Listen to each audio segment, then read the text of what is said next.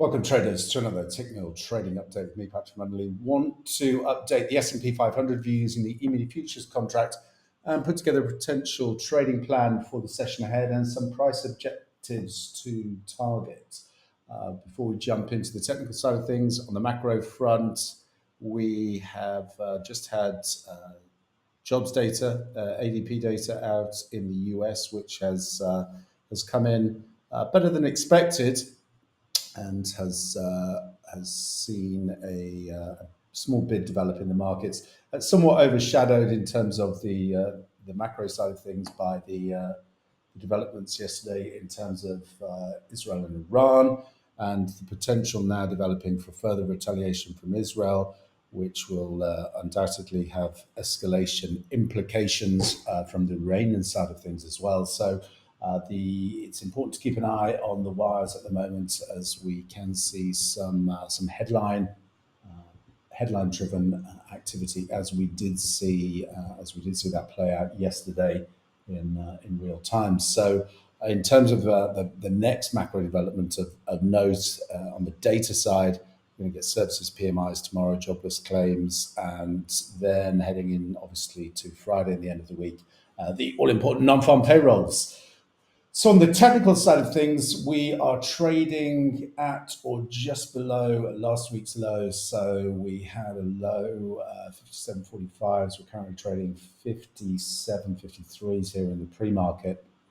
And on the weekly time frame, the next downside objective or area of interest is really going to be, can we hold these 57.25, 57.30 area, which coincides with yesterday's low, and see if we can build some support here above the prior cycle highs. If we start to take that out, then we are going to be looking at the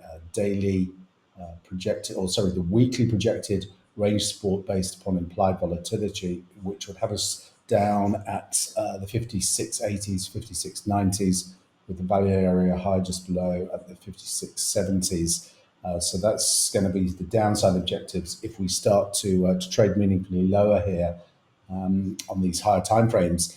What I would note, something of interest here, is you can see certain similarities in terms of the price action and price development that we saw into the late July, August swoon. We have this flattening top here, similar to what we saw in August, before getting that pullback and then taking one more pop higher before rolling over. Now, if that was to be replicated, given the current market price action, we could see a test lower today that finds support into the 57.19 area, which is projected range spot. I'll talk about that in a bit more detail when we look at the intraday charts.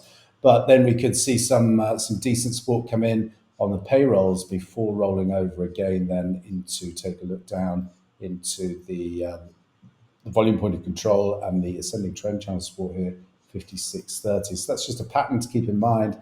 There are definitely similarities developing here. So it's something I do pay attention to. It's obviously not going to drive intraday trading signals for me, but it's something I certainly want to be cognizant of on these higher timeframes. So looking at the intraday setup, these are my current positions here. You can see, I won't go into detail, you can see the positions and stops that I'm currently running.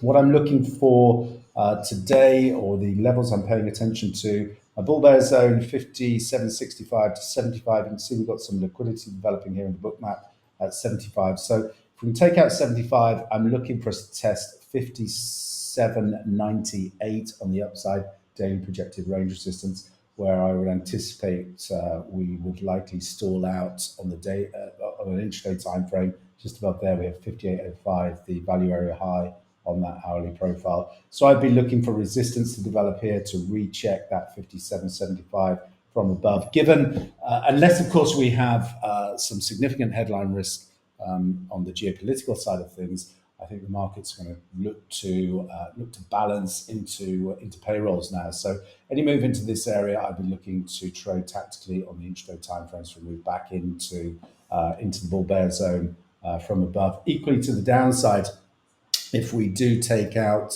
if we take out the yesterday's lows, then we're going to look for a move down. Like I said, 57.18 is projected daily range support. So likewise, I've been looking then to play that tactically from that area, at least looking for a move back up into the 57.40s and potentially then back up to test into the daily bull bear zone into the 57, 65, 75 area. Like I say, the premise I'm working on at the moment is that we see some balance now heading into this payrolls release on Friday.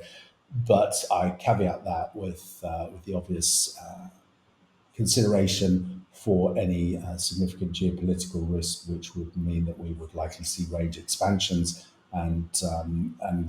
Given what we saw yesterday, we certainly don't want to fight that, especially on the basis that if Israel does retaliate against Iran in a meaningful fashion, then that's going to, like I said, there's going to be some pretty significant escalation fears then, and we likely see markets move to a significant risk off posture.